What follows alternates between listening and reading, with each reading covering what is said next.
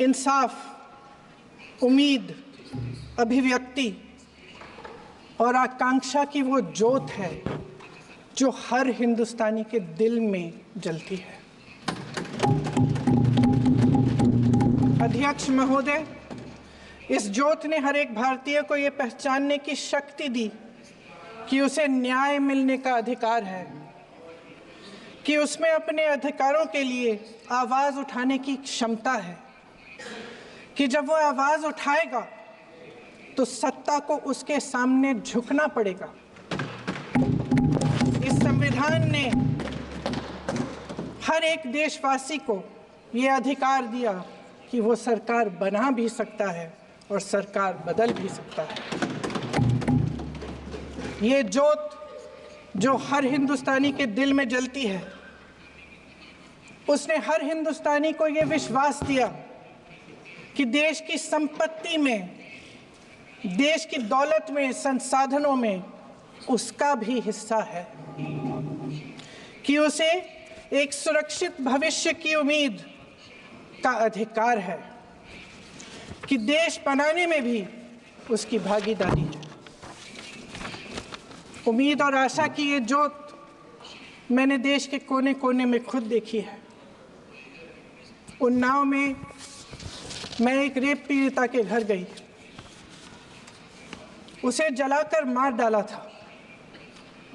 वो शायद 20-21 साल की होगी। हम सब के बच्चे हैं।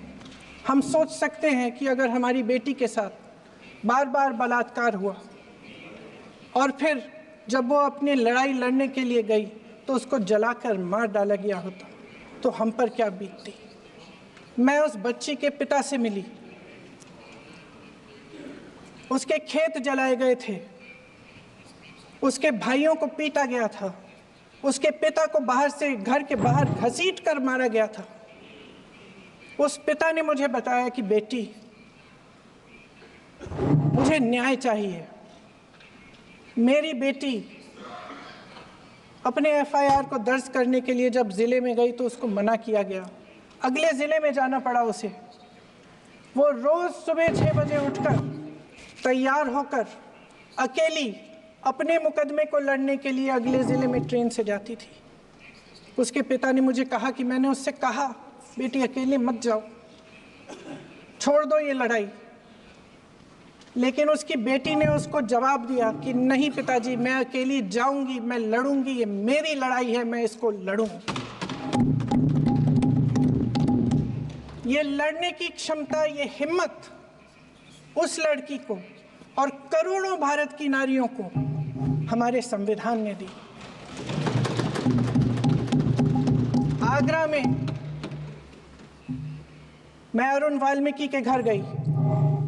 अरुण वाल्मीकि पुलिस स्टेशन में काम करता था, सफाई का काम करता था। आप सोच सकते हैं हमारी तरह उसका भी परिवार था। नई नई शादी हुई थी, 2-3 महीनों का बच्चा था। पुलिस स्टेशन में चोरी हो गई। चोरी का इल्ज़ाम उस पर लगाया गया। उसके पूरे परिवार को उठाकर पुलिस स्टेशन में ले गए। आप हंस रहे हैं, लेकिन ये गंभीर बात है। और क्या करेंगे? शर्म करो, शर्म। अरुण वाल्मीकि को पीट पीट के मार डाला, उसकी बीवी को पीटा, उसके पिता के नाखून निकाले, उसके पूरे परिवार को पीटा गया। जब मैं उस जवान महिला से मिलने गई जो अभी अभी विधवा हुई थी, तो उसने मुझे कहा कि दीदी, हमें सिर्फ एक चीज़ चाहिए, हमें न्याय चाहिए और हम इस न्याय के लिए लड़ते रहेंगे, चाहे कुछ भी हो जाए। ये हिम्मत उस महिला को हमारे संविधान ने दी।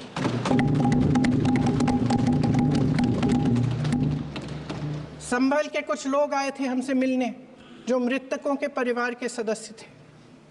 उसमें 2 बच्चे थे, अदनान और उजैर। अब सुनिए, उसमें 2 बच्चे थे, अदनान और उजैर।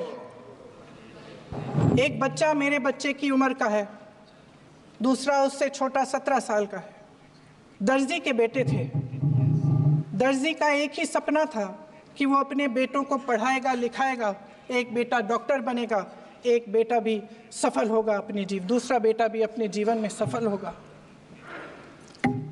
उनके पिताजी हर रोज उनको स्कूल छोड़ते थे। उस दिन भी स्कूल छोड़ने के बाद अपनी दुकान में चले गए। उन्हें पता नहीं था कि विवाद हो रहा है। उन्होंने भीड़ देखी, घर आने की कोशिश की तो पुलिस ने गोली से मार डाला। वो 17 साल का बच्चा अदनान मुझसे कहता है,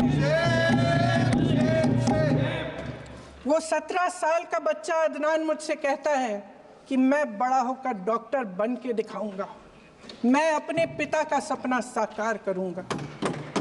ये सपना, ये आशा उसके दिल में हमारे संविधान ने डाली। अध्यक्ष महोदय, हमारे देश के करोड़ों देशवासियों के संघर्ष में, अपने अधिकारों की पहचान में, इनकी कठिन से कठिन परिस्थितियों से लड़ने की अपार हिम्मत में और देश से न्याय की अपेक्षा में हमारे संविधान की ज्योत जल रही है।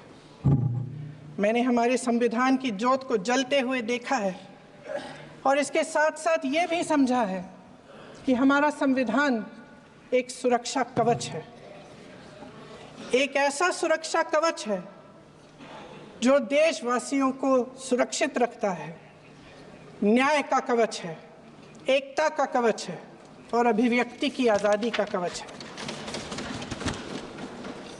दुख की बात यह है कि मेरे सत्ता पक्ष के साथी जो बहुत बड़ी बड़ी बातें करते हैं, इन्होंने इन 10 सालों में ये सुरक्षा कवच, सत्ता पक्ष के मेरे साथियों ने ये सुरक्षा कवच तोड़ने का पूरा प्रयास किया है। संविधान में सामाजिक, आर्थिक और राजनीतिक न्याय का वादा है। ये वादा एक सुरक्षा कवच है जिसको तोड़ने का काम शुरू हो चुका है। लैटरल एंट्री और निजीकरण के जरिए ये सरकार आरक्षण को कमजोर करने का काम कर रही है। अगर लोकसभा में ये नतीजे नहीं आए होते तो ये संविधान बदलने का काम भी शुरू कर लेते। सच्चाई ये है अध्यक्ष महोदय कि आज संविधान बार बार इसलिए कह रहे हैं क्योंकि इस चुनाव में इनको पता चल गया कि इस देश की जनता ही इस संविधान को सुरक्षित रखेगी, कि इस चुनाव में हारते हारते जीतने से इन्हें एहसास हुआ कि ये संविधान बदलने की बात इस देश में नहीं चलेगी। आज जनता की मांग है कि जाति जनगणना हो। सत्ता पक्ष के मेरे साथी ने इसका जिक्र किया। ये जिक्र भी आज इसलिए हो रहा है क्योंकि चुनाव में ये नतीजे आए। ये जाति जनगणना इसलिए जरूरी है ताकि हमें पता चले कि किसकी क्या स्थिति है और नीतियां उस हिसाब से बने। इनकी गंभीरता का प्रमाण ये है कि जब चुनाव में पूरे विपक्ष ने जोरदार आवाज उठाई कि ये जाति जनगणना होनी चाहिए, तो इनका जवाब देखिए। इनका जवाब भैंस भाग भैंस चुरा लेंगे, मंगलसूत्र चुरा लेंगे, इनका ये जवाब था। ये गंभीरता है इनकी जाति जनगणना पर। महोदय, हमारे संविधान ने आर्थिक न्याय की नींव डाली, किसानों, गरीबों और को जमीन बांटी, भूमि सुधार किया, जिसका नाम लेने से कभी कभी आप झिझकते हैं और कभी कभी उनका नाम धड़ाधड़ इस्तेमाल किया जाता है अपने आप को बचाने के लिए। उन्होंने HAL, BHEL, SAIL, GAIL, ONGC, NTPC, railways, IIT, IIM, oil refineries, तमाम PSU बनाए। अध्यक्ष महोदय, उनका नाम पुस्तकों से मिटाया जा सकता है, उनका नाम भाषणों से मिटाया जा सकता है, लेकिन जो उनकी भूमिका रही इस देश की आज़ादी के लिए और इस देश के निर्माण के लिए, बनाया नहीं जा सकता। 75 सालों में जनता का भरोसा रहा कि नीतियां बनेंगी तो जनता की भलाई के लिए बनेंगी। जल जंगल जमीन का अधिकार मिला आदिवासी भाई बहनों को। इंदिरा जी ने बैंकों का राष्ट्रीयकरण करवाया, खदानों का राष्ट्रीयकरण कराया। कांग्रेस और यूपीए की सरकारों में शिक्षा का, भोजन का अधिकार मिला। 75 सालों में जनता का भरोसा मिला। पहले संसद चलती थी तो जनता की उम्मीद होती थी कि सरकार महंगाई और बेरोजगारी पर चर्चा करेगी, कोई उपाय निकालेगी, कोई रास्ता निकालेगी। लोग मानते थे कि अगर कोई नई आर्थिक नीति बनेगी तो देश की अर्थव्यवस्था को मजबूत बनाने के लिए बनेगी, तो भारतीय बाजार को मजबूत बनाने के लिए बनेगी, उनके भविष्य को मजबूत बनाने के लिए बनेगी। किसान और आदिवासी भाई बहन भरोसा करते थे कि यदि जमीन के कानून में संशोधन होगा तो उन्हीं की भलाई के लिए होगा। आप नारी शक्ति की बात करते हैं। आज चुनाव की वजह से शायद इतनी बातचीत हो रही है नारी शक्ति के बारे में, क्योंकि हमारे संविधान ने महिलाओं को यह अधिकार दिया, उनकी शक्ति को परिवर्तित किया वोट में। और आज आपको पहचानना पड़ रहा है कि महिलाओं के बिना, कि नारी शक्ति के बिना ये सरकारें नहीं बन सकती हैं। इसीलिए आज आप नारी शक्ति की बातें दोहरा रहे हैं। जो आप नारी शक्ति का अधिनियम लाए हैं उसको लागू क्यों नहीं करते? वो 10 साल बाद लागू क्यों होगा? क्या आज की नारी 10 साल इंतजार करेगी उसके लागू करने के लिए? क्या बात है, क्या बात है।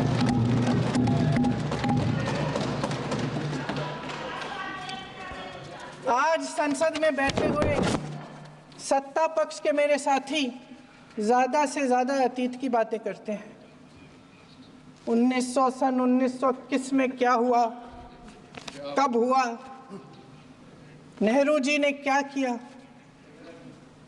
अरे वर्तमान की बात करिए, देश को बताइए आप क्या कर रहे हैं, आपकी जिम्मेदारी क्या है? कि सारी जिम्मेदारी जवाहरलाल नेहरू की है। अध्यक्ष महोदय जी, ये सरकार आर्थिक न्याय का सुरक्षा कवच तोड़ रही है।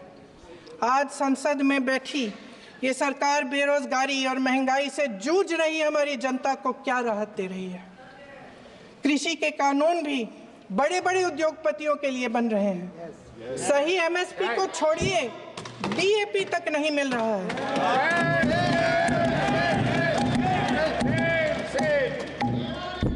वायनाड से लेकर ललितपुर तक इस देश का किसान रो रहा है।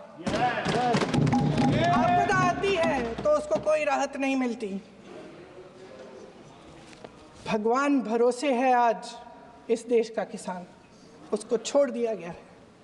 आज हिमाचल में देखिए, जितने भी कानून बने हैं वो सब बड़े बड़े उद्योगपतियों के लिए बन रहे हैं।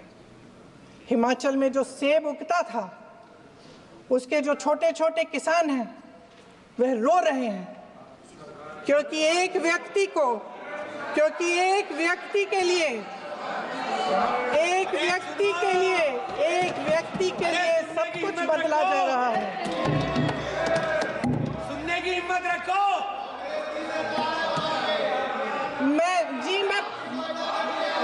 अध्यक्ष महोदय जी, अध्यक्ष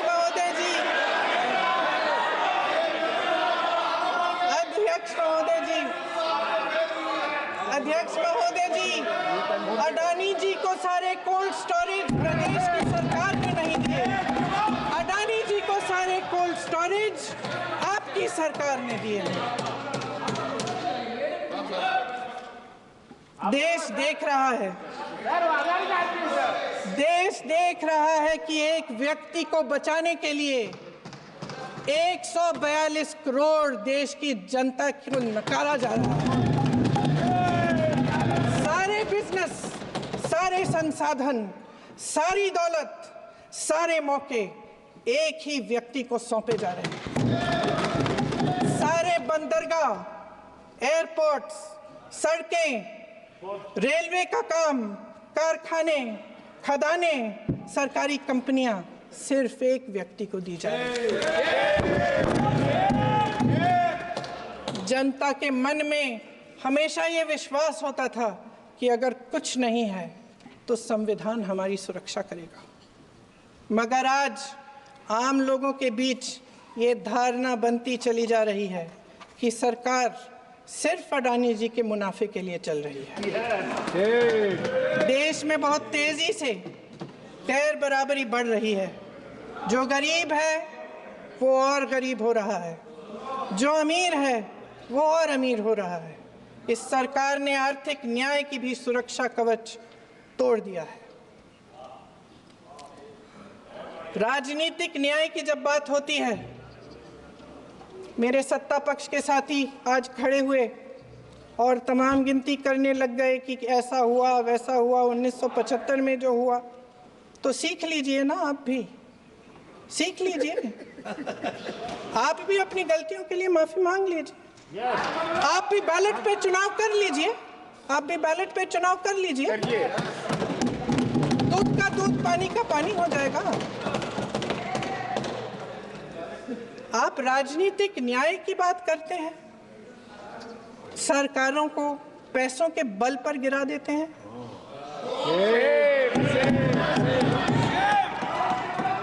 मेरा आग्रह है कि अपन संविधान में सकारात्मक बोले।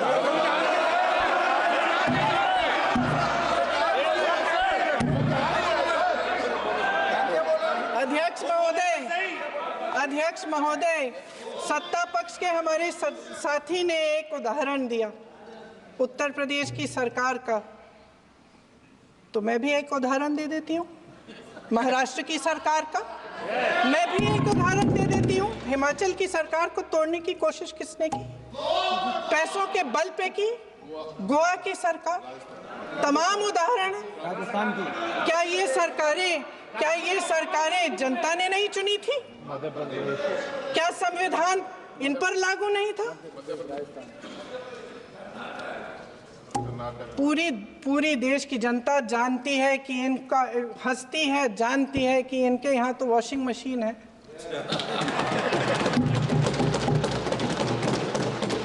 जो यहाँ से वहाँ जाता है वो धुल जाता है। इस तरफ दाग, उस तरफ स्वच्छता। और मेरे कई ऐसे साथी हैं जो इस तरफ होते थे उस तरफ चले गए,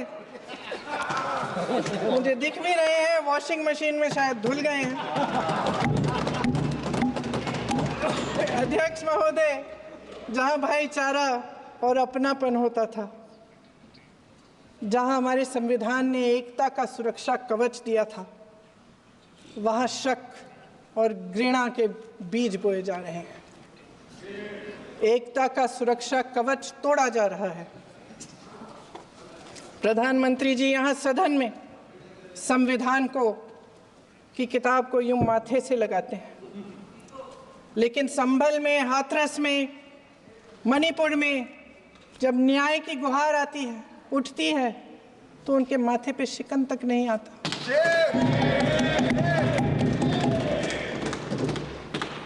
शायद समझ नहीं पाए हैं कि भारत का संविधान संघ का विधान नहीं है।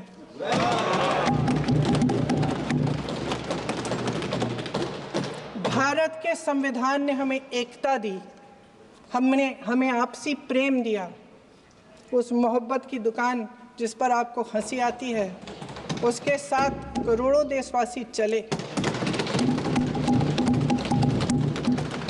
करोड़ों देशवासियों के दिल में एक दूसरे के लिए प्रेम है, घृणा नहीं है।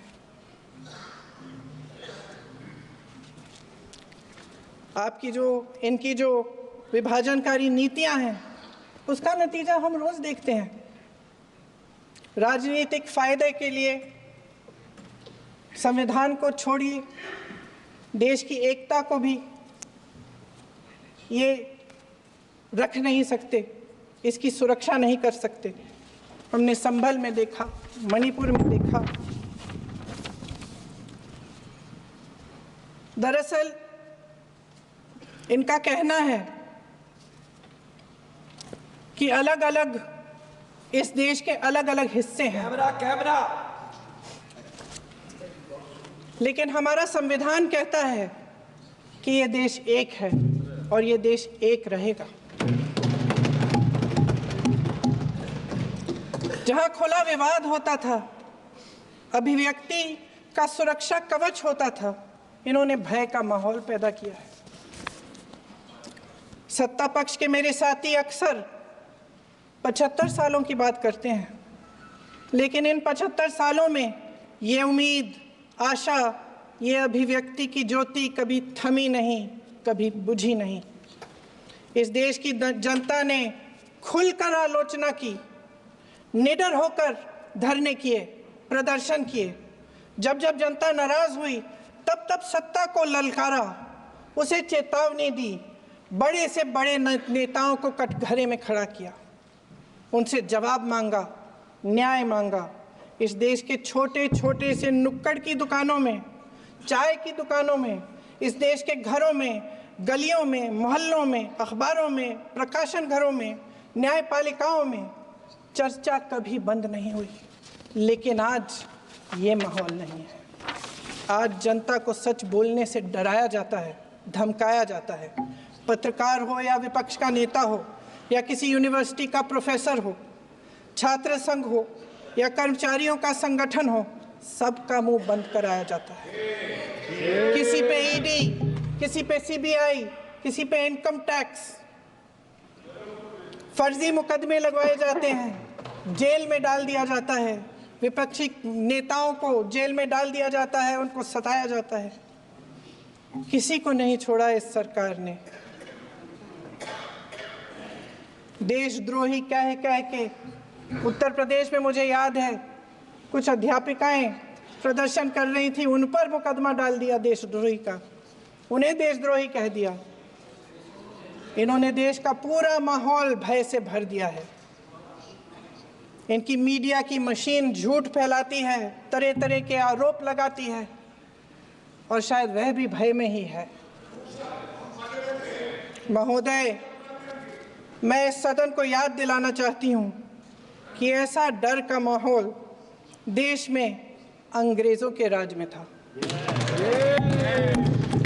जब इस तरफ बैठे हुए गांधी की विचारधारा वाले लोग आज़ादी की लड़ाई लड़ रहे थे और उस तरफ वाली विचारधारा वाले लोग भय में रहकर अंग्रेजों के साथ साठ-गांठ कर रहे थे। लेकिन अध्यक्ष महोदय, भय का भी अपना स्वभाव होता है। भय फैलाने वाले हमेशा भय का खुद शिकार बन जाते हैं। ये प्रकृति का नियम है। आज इनकी भी यही हालत हो गई है। भय फैलाने के इतने आदी हो गए हैं कि खुद भय में रहने वाले हैं, चर्चा से डरते हैं, आलोचना से घबराते हैं। कई दिनों से हम मांग रहे हैं कि चर्चा करिए, लेकिन चर्चा करने की हिम्मत ही नहीं है।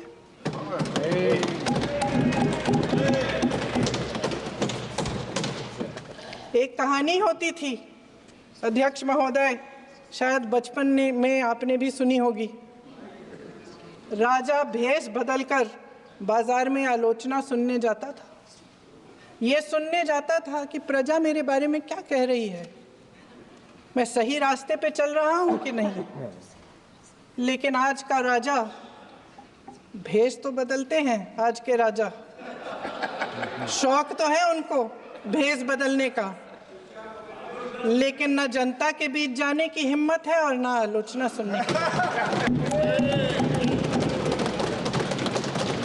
महोदय, मैं तो सदन में नहीं हूं।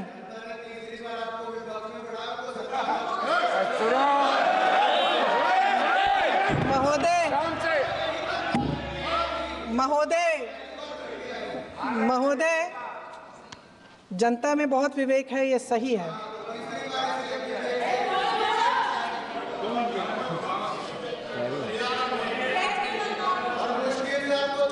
अच्छा महोदय, मैं सदन में नहीं हूँ, मैं सदन में नहीं हूँ कुछ।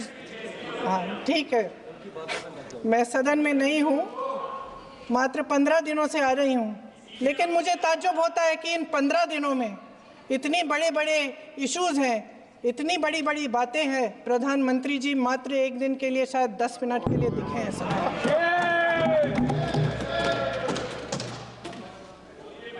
बात यह है अध्यक्ष महोदय जी